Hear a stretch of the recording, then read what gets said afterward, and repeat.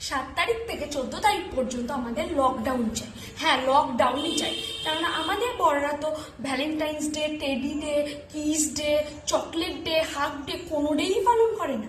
আর আজকালকার ছেলেমেয়েরা যেভাবে বয়ফ্রেন্ডের সাথে সেজে পুজে ঘুরে ঘুরে বেড়ায় বাইকের পিছনে, ভালো ভালো গিফট পায়, রেস্টুরেন্টে খেতে যেতে পায়, এগুলো দেখে আমাদের সত্যি বড্ড কষ্ট হয় ভাই, বড্ড কষ্ট হয়।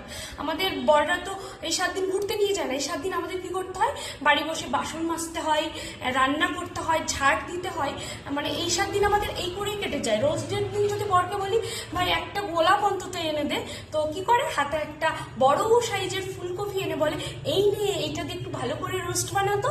মানে কি ভাবো ভাই, গোলাপ মানে নিলে নাকি পরের দিন শুকিয়ে গেলে ফেলে দিতে হবে।